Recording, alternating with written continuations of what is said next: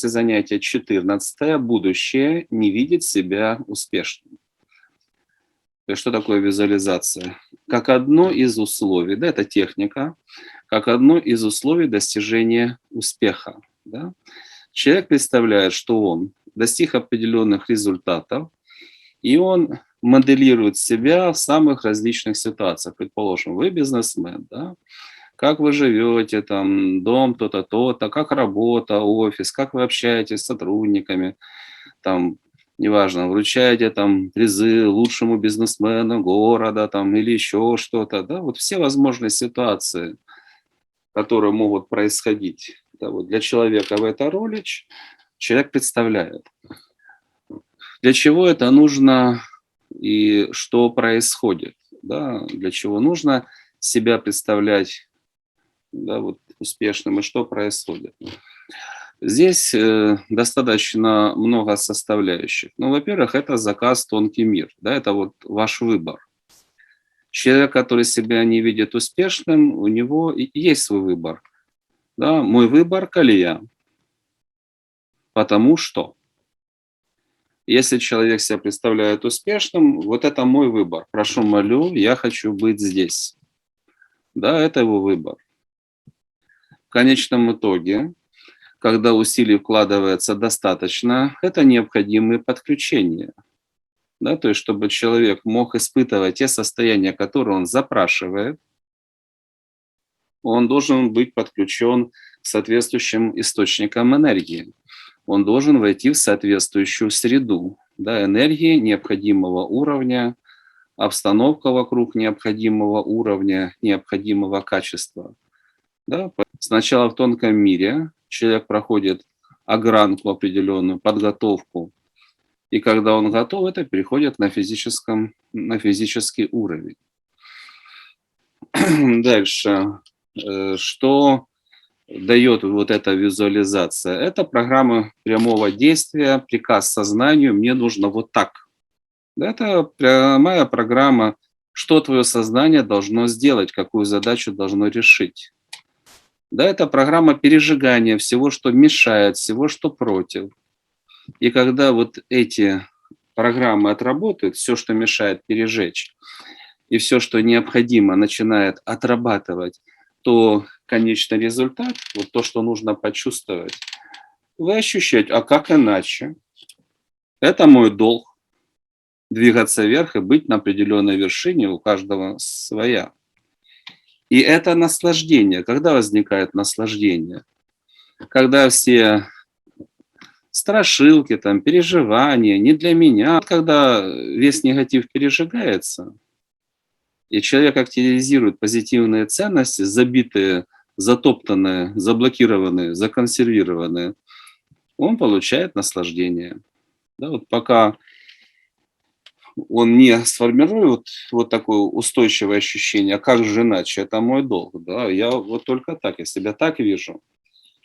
Да, поэтому визуализация, да, это одна из основных техник, которая позволяет подключиться к будущему, к позитивному будущему, к своей цели. И те задачи, которые были обозначены, да, вот они шаг за шагом пока не будут решены. Да, это вот то, что нужно получить. Что такое человек себя не видит успешным? Это значит, цели нет, никаких подключений нет, никаких действий нет. Почему? Ну, потому что для этого есть различные, так сказать, уважительные причины, по которым мы будем работать. Да, это страх, это неверие в себя, это как бы обстоятельства мешают, ну и банальная лень. Почему они не идут вперед? Ну, каждому сложно свое. Кому-то сложно, страшно извиниться, сделать предложение, о чем-то рассказать, начать новое дело. Это всевозможные виды страха. Ну, как бы один из первых, да, это страх ответственности. То есть человек вот отвечает за что-то маленькое, не страшно, отвечать за процесс, за значимый, за людей, да, страшно, да. Взаимодействие с людьми, нанимать, увольнять, ставить задачи, требовать, страшно, аж жуть. Да? Поэтому всевозможные виды страхов. Я, успех, а это вот, да не надо, страшно. Дальше. По неверию в себя. Тоже различные причины, но одни из них – это разочарование. Попробовал, не получилось, ну и себя приговорил. Да, прощаться с разочарованиями.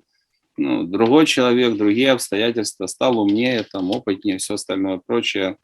Да, не будь смешным, что отказался после того, как подумал, себя напугал и на этом успокоился. Да, не будь смешным и глупым. Ты должен сражаться до победы. Заниженная негативная самооценка. Человек сам себе выставил или ему кто-то приклеил, он в это поверил, я плохой в конечном итоге, не заслуживаю или еще что-то. Да, тоже это все нужно убирать. Ну и все остальные признаки неверия в себя, их нужно убирать. Правильно гореть и верить. Да. Если человек способен признавать и исправлять ошибки, и способен изменяться, то в чем проблема? Все. А что это еще нужно? Да больше ничего не нужно. Признавай и исправляй ошибки, и учись, и все. И ты можешь подниматься вверх. Дальше, по обстоятельствам. Да, я в себя верю, но у меня обстоятельства – это все самооправдание. Да, там, близкие, там, неважно, люди не поддерживают, не поймут. Ну, как-то определяется нужно. Вы хотите быть зависимым от мнения людей или отвечать за свою судьбу. Если вы сильный, то вы принимаете решение. Да? Это все самооправдание.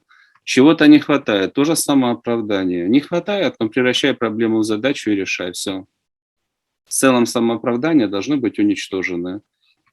Да, кто действительно вот стремится достичь результата, тот ищет решение. Да? Ну и последнее – это лень, да, банальная лень, потому что движение вверх, да, нужна какая-то перестройка, да, нужны в определенный период времени повышенные усилия.